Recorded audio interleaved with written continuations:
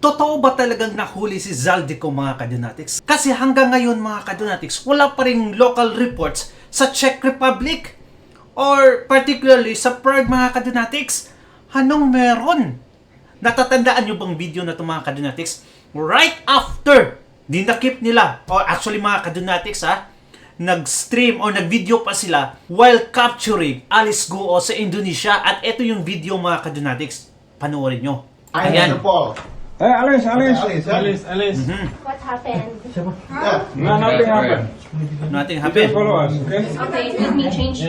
Ito ang aktual na video ng pag-aresto kay Guo sa Tangerang City sa Indonesia.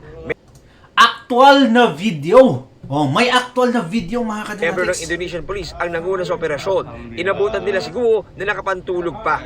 Ayon sa Bureau of Immigration, ang naging susi ng Indonesian Police sa paghuli sa alkalde ang nakuhang trace ng SIM card ng Indonesian Police sa isa sa mga hotel na tinuluyan ni Guo. Okay mga kadonatics, di ba? Grabe! Breaking news sa Indonesia at sa Pilipinas ang nangyari sa pagdakip kay Alice Guo. While etong kay Zaldico mga kadonatics na alam naman natin na mas malaki ang issue kasi involving trillions of pesos mga kadonatics at ang presidente. Bakit breaking news only in the Philippines?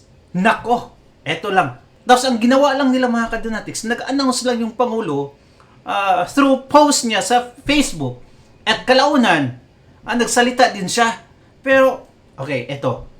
Panoorin natin ng mabilisan lang ha. Ayan. Mga kapuso, bago sa saksi, arestado na si dating Ako Bicol Party List Wow. Representative Zaldico.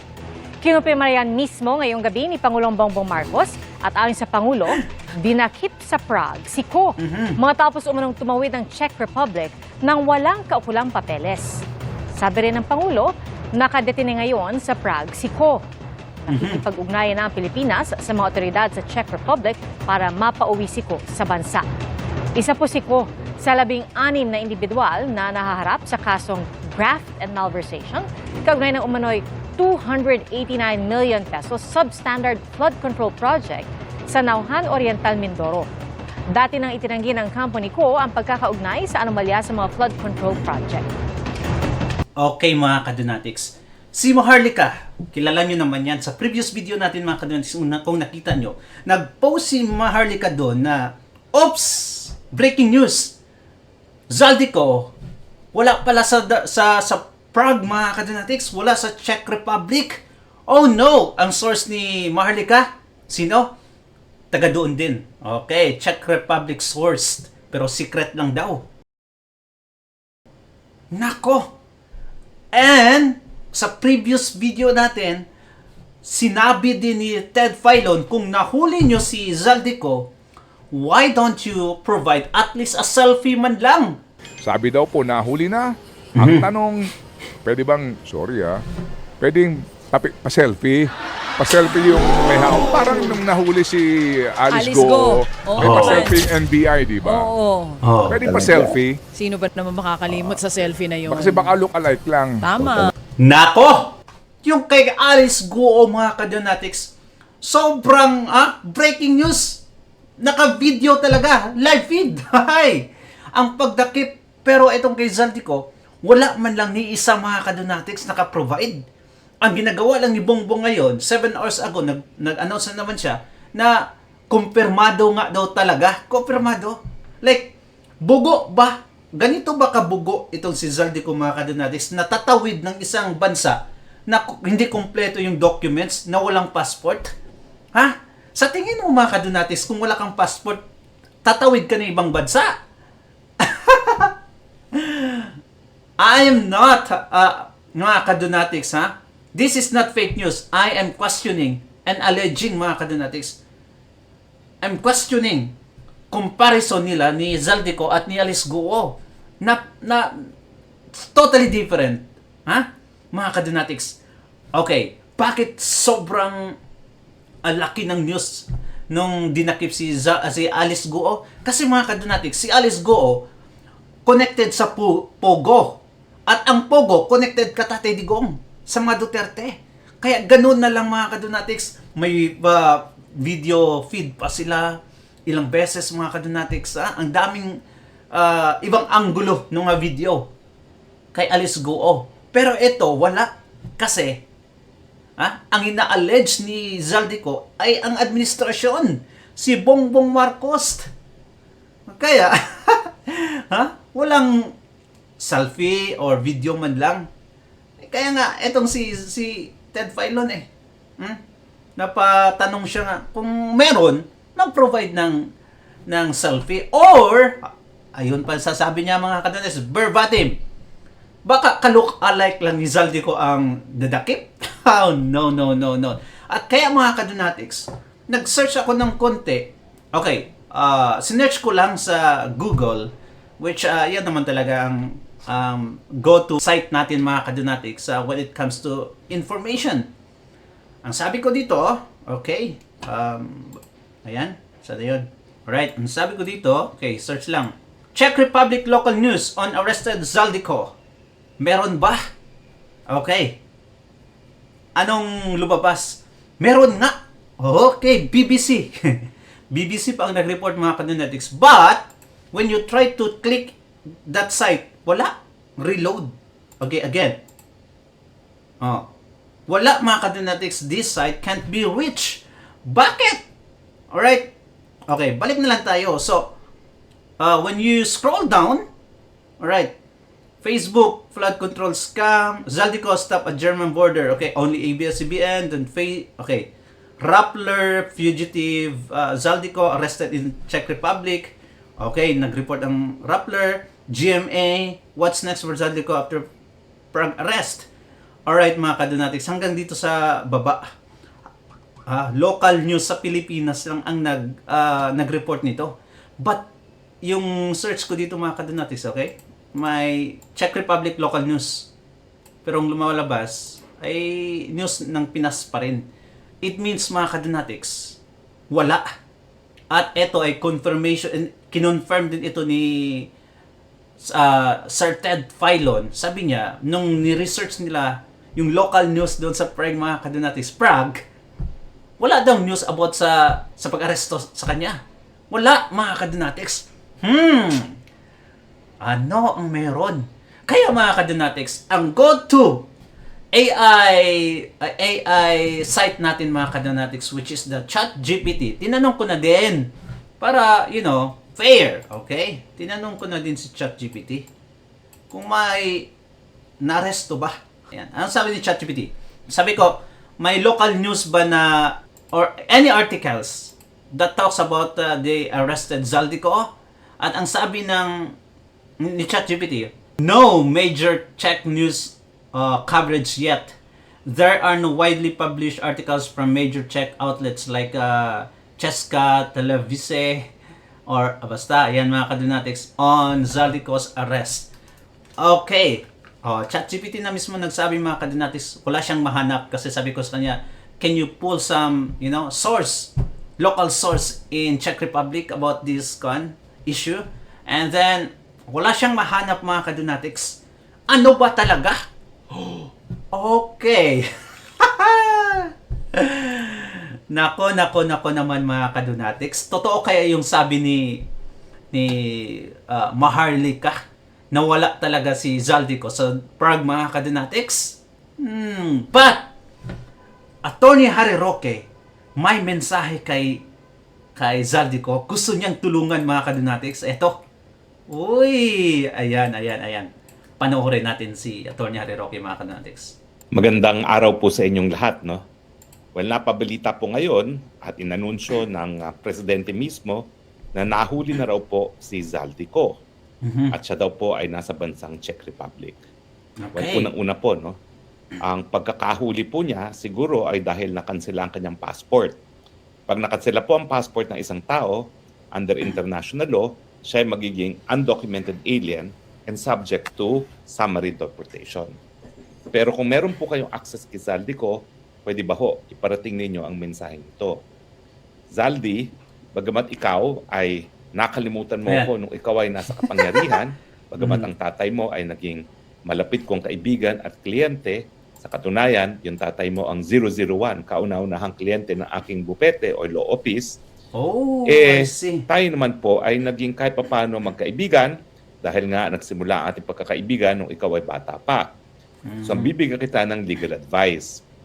Ayan na. Ang ginawa mo naman na pag-anunsyo na ang Marcos Jr. ang nasa taas o mastermind ng pangungurakot pagdating sa flood control funds at saka sa pantaunang budget ng DPWH ay isang bagay na po pwedeng magbigay sa iyo ng karapatan na humingi ng asylum. Ayun na, mag-asylum na. Kung totoo mga kadonatics. Unang-una, ang sinabi mo ay isang krimen at ikaw ay isang whistleblower, no? Whistleblower dahil na naalalaman mo ang detalye ng ginagawa ni Marcos Jr. at ng kanyang pinsan na si Tambaluslos na pandarambong ng Kabanang Bayan dahil ikaw ay naging chairperson ng Committee on Appropriations. At ikaw din ay malapit na palapit kaalyado ni Speaker na dahil siya ay pinsambuo ni Marcos Jr., ikaw din ay naging katiwala ni Marcos Jr. So yung ginawa mong pag-anunsyo na ang mastermind sa lahat ng kabalustugan sa budget ay si Marcos Jr. ay importanteng testimonya na nagpapakita na tunay na magnanakaw si Marcos at siya talaga ang mastermind ng kabalustugan sa gobyerno. Good advice. Dahil dyan, ikaw ay tinatawag na whistleblower. Bagamat wala tayong batas na nagbibigay proteksyon sa whistleblower sa Pilipinas, pag ito namang pagiging whistleblower mo ay magiging banta sa iyong buhay, yan ay basihan para ikaw ay humingi ng asylum. Dahil pag ikaw ay pinauwi sa Pilipinas, sigurado ako, napakalaki na pagkakataon na manininoy ka.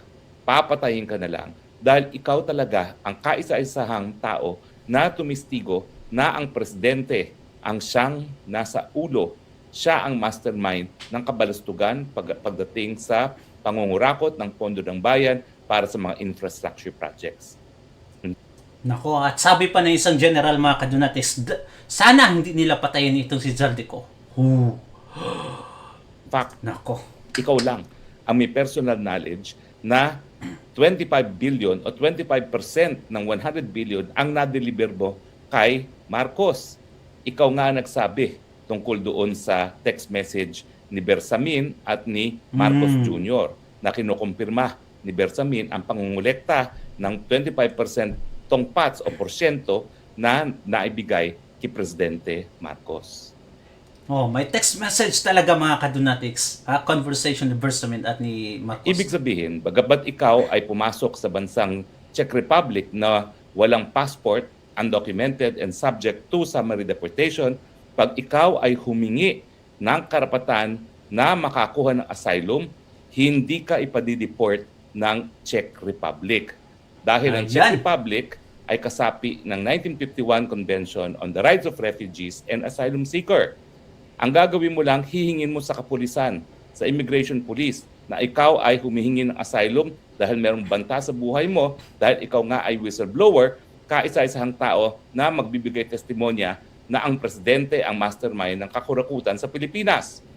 At pag ikaw ay humingi ng asylum, automatic, hindi ka na nila o pwedeng mapauwi sa Pilipinas dahil merong ang banta sa buhay mo dyan, dahil ang alam ko rin, talaga namang sinabihan ka rin ng Tambaluslos, Martin Romualdez, na kapag ikaw ay kumanta, papatayin ka. Diba? So yan ay legal na basihan para humingi ng asylum, dahil ang asylum talaga ay nagmula yan sa karanasan ng Europa nung pangalawang pandaigdigang digmaan na napakarami talaga na kapag sila ay nasurrender sa mga Nazis, ay mapapadala sa mga gas chambers. Kaya ginagalang ng husto yan sa Europa dahil napakapait ng kanilang karanasan sa Europa, no?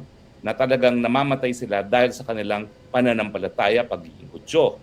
Ngayon, ang pagiging asylum, binibigay lang yan kung ikaw ay ginikipit, hindi lang dahil sa iyong pananampalataya, hindi lang dahil sa iyong politikal na paniniwala, hindi lang yan dahil sa paninindigan, kung meron talagang banta sa buhay mo, no?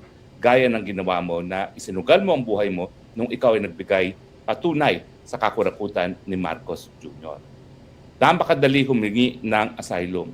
Sasabihin mo lang sa pulis yan at matitigil na ang kahit anong extradition proceedings. Pero kailangan hingin mo yan. Paulit-ulitin mong hingin yan. Dahil sa ngayon, sigurado ako na ang mga alagad ng bangag ay ginagawa ng lahat ng hakbang para ikaw nga ay mapadeport sa Marili dahil wala ka ng passport. Pero pag ikaw ay humingi ng asylum, hindi ka po pwedeng ma-extradite maski wala kang dokumento dahil yan ay kasama ng karapatang non-refoulement. Ang karapatan ng non-refoulement ay karapatan ng asylum seekers, unang-una, na huwag maparusahan dahil sila ay pumasok na illegal, gaya mo na wala ng passport. At pangalawa, yun ang pinaka-importanting karapatan na hindi ka dapat mapabalik sa bansa na linayasan mo dahil sa banta sa iyong buhay. Itong karapatan na humingin asylum ay karapatang pantao. Yan ay nakasaad sa Universal Declaration of Human Rights at sabi ng Korte Suprema, ang Universal Declaration of Human Rights, yung mga karapatan na kabahagi niyan, yan ay batas sa Pilipinas. Kapit lang, Zaldi, higin ka ng asylum, hindi ka mapapa-extradite, hindi ka nila mapapatay, at harinawa sa gobyerno ni Sara Duterte, ikaw ay magbigay ng testimonya para makalaboso panghabang buhay ang Marcos Jr. at Martin Romualdez. Ayun mga ka-Junatics, anong sa tingin nyo? Good advice ba itong sinabi ni Atty. Harry Roque mga ka-Junatics sa asking for asylum? I think it's okay mga ka-Junatics, na? It's okay. Kasi, nako, talagang mayayari itong si Zaldico, if ever, kung totoo ha, na, na-aresto siya sa Czech Republic. Mayayari siya kung babalik siya ng Pilipinas mga ka-Junatics, baka i-poison or anything would happen to him. Idaan lang sa pagkain na mga ka-Junatics. Ay, nako. Alam pa naman natin na halos lahat ginagawa ng administrasyon mga ka-Junatics. Mapatahimik ang mga against sa kanila. Di ba? Ano naman talaga yung buhay sa panahon ngayon sa Pilipinas? Napakadelikado. Well, anyway, comment down below mga ka-Junatics at babasahin natin yan. Don't forget to like and subscribe. Thank you so much mga ka-Junatics. God bless you. Ingat palagi. Bye-bye.